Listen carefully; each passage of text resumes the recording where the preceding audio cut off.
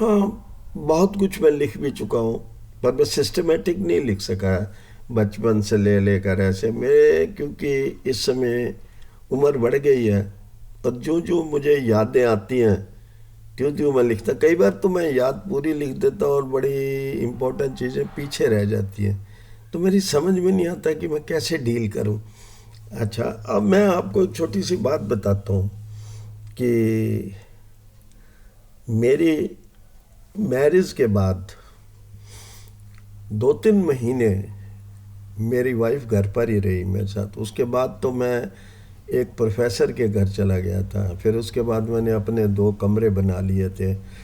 अब मैं ये बताना चाहता हूँ कि जब जब मेरी वाइफ को कुछ प्रॉब्लम थी शुरू शुरू में, जब वो आई कोई, क्योंकि वो रोहतक मेडिकल कॉलेज में थी, जो स्टाफ ऑफिसर का नाम लिया जाता वही स्टाफ की पोजीशन पर थी।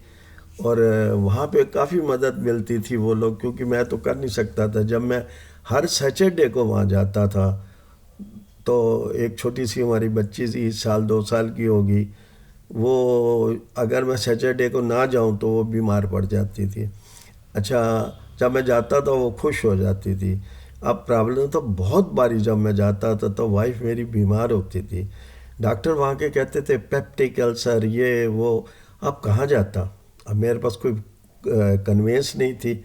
मैं सहारे के साथ चल सकता था, सहारा मुझे कहाँ से मिलता? मैं अकेला स्टिक लेके चल नहीं सकता था।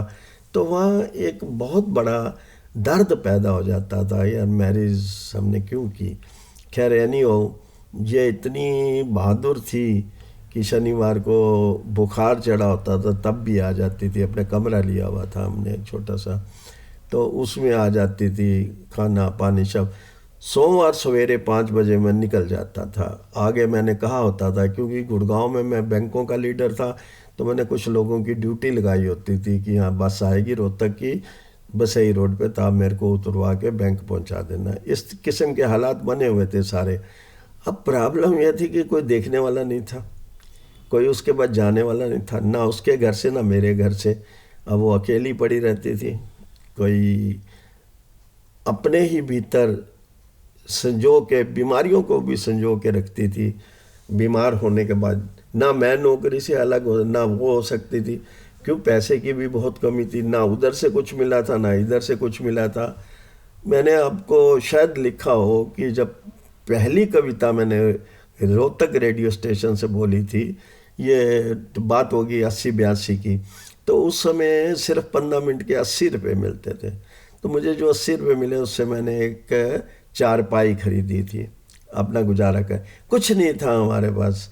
एक बार हम अपनी बहन के पास मांगने गए तो उसने एक फटी हुई चादर, एक गंदा सा गिलास, एक गोल टेबल जो उसको कहीं से ऑफिस से उठाया हुआ था, वो हमें पकड़ा दिया। कहा ठीक है, ज़िंदगी थी, ज़िंदगी को निभाना हमारा काम था, हम क्या करते, उसी से ही हम खुश थे। अब प्रॉब्लम ये थी कि मैं कहाँ से लाऊं। जब मुझे सूचना मिलती कि वो बीमार है, मैं यहाँ से गाड़ी करके या एम्बुलेंस करके रोहतक जाता, तो मैं एक ना एक दोस्त अपने साथ लेके जाता था। कभी हम एक हमारा इंश्योरेंस कंपनी का दोस्त था, वो गुड़गांव से रोहतक जाया कर, वो मुझे बिठा के ले जाता था। बड़ी अजीबोगरीब कहानी थी हमारे साथ। हम करें तो करें क्या, ज़िंदगी कैसे जिए। भगवान बड़ा हेल्पफुल था, वो सहारा देता भी था, सहारा उठाता भी था, तंग तंग भी करता था। कह रहे नहीं हो, वहाँ की स्टाफें भी काफ़ी मदद करती थी, उनको पता चल चुका था सारा। और सिर्फ वो एक स्टेटस के साथ मुझे लेती थी, एक बड़ी ईमानदारी के साथ लेती थी कि ये आदमी बहुत ही अच्छा और पढ़ा लिखा आदमी है। पर घर वाले ऐसा नहीं समझते थे कि दो दो भाई यहाँ पे थे, उनकी औरतें थी यानी भाभियाँ थी, माँ बाप थे यहाँ पे। इतनी किसी में हिम्मत नहीं थी कि वो जाके उसे संभाल सके, या रोहतक जा के चले जाएं, या मुझे सहारा दे दें। या बल्कि जब उसकी एब्सेंट में मैं घर पे रहता था, रोटी भी खाता था, तो ऐसे खाता था जैसे मजदूर खा रहे होते हैं, क्योंकि माँ ने बिल्कुल नहीं पूछना। वो तो छोटे भाई के लिए दूध का गिलास अंदर अंदर जा रहा है, और मेरे लिए कुछ भी नहीं है, चाय पी लें या 2 रोटी। अगर हम सड़कों पे घूमते हुए दोस्तों के साथ कल के बारे में सोचते हुए आते थे, तो बर्तन पे लगी सब्जी और एक दो रोटी खा लिया, ठीक है। बहुत अच्छा लगा था किस तरीके से ज़िंदगी चलती रहे। पर उसका रहना भी, एक लेडी का रहना जिसको शादी में पूरा सम्मान ना मिले, कपड़ा ना मिले, और उसको बाकी का सम्मान ना मिले, और उसको इधर से सिखाया जाता था कि तूने इससे शादी क्यों कर ली। भाभीियों का मेरा एक रूटीन बन गया था कि ये बहुत लड़ाका है, ये हरामी है, ऐसे शादी क्यों कर ली। तो भाई क्या करती, तोड़वा देते। इतना ही कर सकते थे ना, तोड़वा सकते थे। पर तुम्हारी सोच इतनी गंदी क्यों थी, ये मुझे आज तक नहीं पता चला। ये सोच आज तक नहीं हुई। यहाँ तक कि मैं आपको दिए छोटी छोटी बातें अगर आप पढ़ना चाहते हैं तो मेरी एक किताबें लिखी हैं इन तीनों के ऊपर।